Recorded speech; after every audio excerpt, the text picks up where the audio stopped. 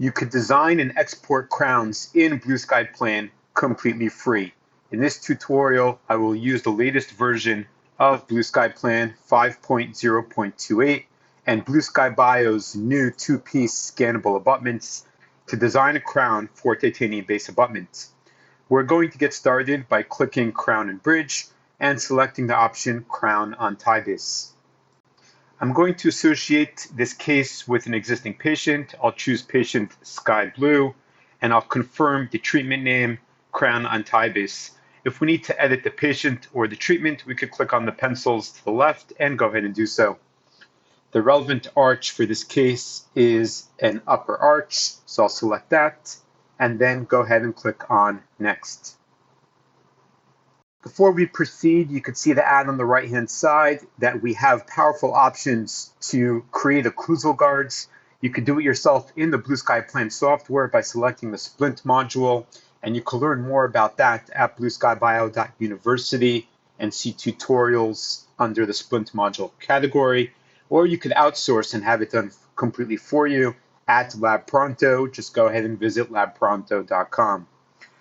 We're going to go ahead and proceed designing our crown by selecting the relevant data files, navigate to the location of the files on your computer. I'm going to left click once on the first file, hold down the shift key, left click on the second file or additional files to multi-select, and then go ahead and click on OK. We could see the relevant files appear on screen, and we could toggle their visibility on and off. If needed, we could click the X to delete them. What's most important at this import stage is to make sure the required data, which appears with a red frame around it, has a file placed there. In our situation, the minimal required data, of course, it's good to import the opposing arch, etc., but the minimal required data is a scan with the scan body. So we're going to take our file and just click it with our left mouse button and grab and drag it over. And now we have our required data and our opposing arch. I'm going to go ahead and click on Next to proceed.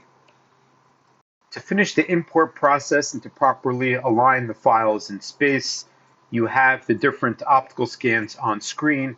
Go ahead and click on the one for which you're going to be designing the restoration. We can see a preview here that you could grab and rotate. In our situation, it's the upper arch. Confirm that maxilla is selected, and we are dealing with a dentate arch, so I'll click Continue to Alignment. To confirm alignment, make sure the model or models are aligned to the same orientation as the head in the bottom left. We have options to show the relevant single file, or you could click Show All to see all relevant files. If needed, use the widget on the screen to improve and finalize the alignment. We have toggle options to show and hide the grid, as well as the widget. Once you've confirmed the alignment, go ahead and click on Finish. We have our relevant files imported and properly aligned in space. Before we click Continue to Scan Body Alignment, just rotate the models. You can use your right mouse button to zoom in, and just make sure the scan body is visible on screen. Now click the button Continue to Scan Body Alignment. We have a large library of many different scan bodies, and while we definitely recommend the use of the BlueSkyBio parts, if needed, you could select a different company. If you're working with a company that does not show up on the list, just contact them and ask them to get in touch with us at plan@blueskybio.com, and they could have their parts added to the software as well. We're going to select the relevant system and then the relevant scan body. We could see a preview on the right-hand side of the screen. This is the scan body that was used in the case. Now, the red dot that we have on screen is indicating to the user the location on the scan body to click. So we're going to take note of the location of that red dot. In our situation, it's completing the triangle with the dots on screen. I'll click OK. And then on the scan body itself, I will left click once in the location of that red dot. The software is now running automatic scan body alignment. The software is now prompting us to select the relevant implant analog and abutment. We could see that the alignment has been done on screen. Let's just close this for a second, and we could confirm the alignment of the scan body from the library to the scan body that was used in the scan. If needed, we have the widget. In our situation, and in the vast majority of situations, the alignment will be spot on. Now, since I closed that dialog box, I'll just right-click and choose Align New, and I'll choose the relevant analog that we have here, the relevant abutments. I turned off the software guide tube, it's not relevant for us, and then click OK. Okay, we could see that the implant and abutment have been aligned. Before we proceed, let's go ahead and use our automatic AI functionality to design our tooth. Doing that, simply click the Add Tooth button. You could see that automatically create AI tooth is selected by default. Click on the relevant tooth, and then click on OK.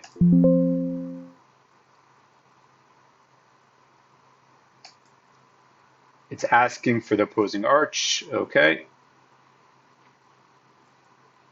Now we're going to click on the model. We're not going to click on the scan body. We're going to click on the model right next to the scan body.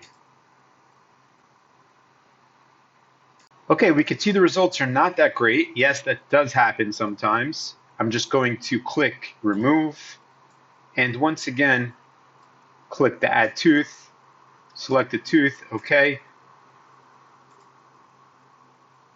And now when I click, I'm going to click a little bit either buccal or lingual. I'm not going to click mesial distal. In our situation, I'll click a little bit lingual as there's room on the model there. We can see the scan body is a bit buccal. I'll click a little bit lingual.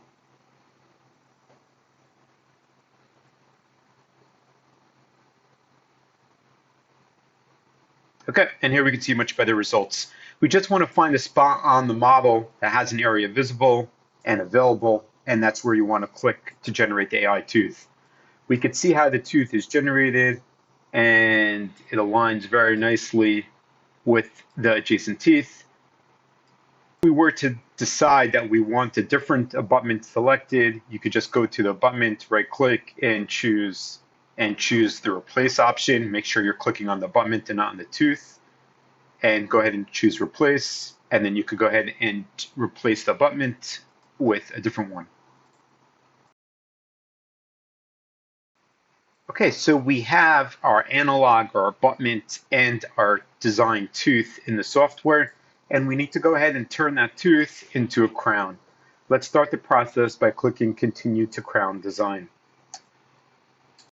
Okay, let's confirm the automatic selections. We're designing a crown on the tie base, maxilla, our model, our crown. If there are multiple crowns or multiple tie bases, confirm that you're selecting the right one. And let's choose the opposing arch as well and click the Start button.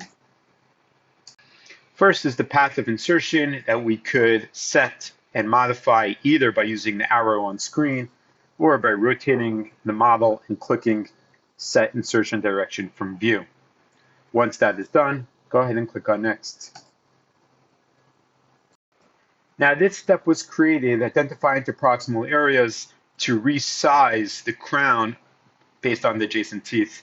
Since we have our AI design tooth, we're going to confirm the checkbox do not modify crown shape or placement is checked, and then just go ahead and click on Next.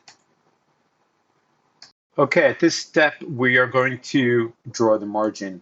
We could click Clear Margin to clear anything that's not a good suggestion. We could click Project Margin and see how the software is projecting the margin based on the tooth placement. If we go to Teeth Surfaces, we could see the tooth that we're designing has a D at the beginning for design, and we could toggle it on to show its visibility as transparent, and then we could switch back to our margin. Here we can either clear it, and if you clear it, then just hold down the Shift key and place dots drawing that curve that you want to place.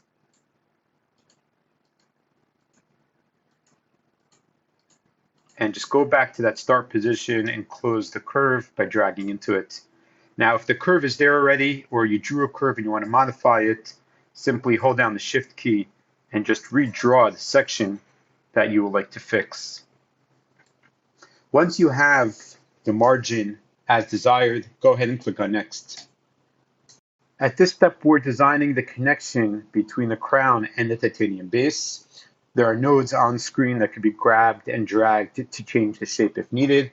We also have the sliders on the right-hand side that we could see that if we change the slider, we could see how it affects the connection between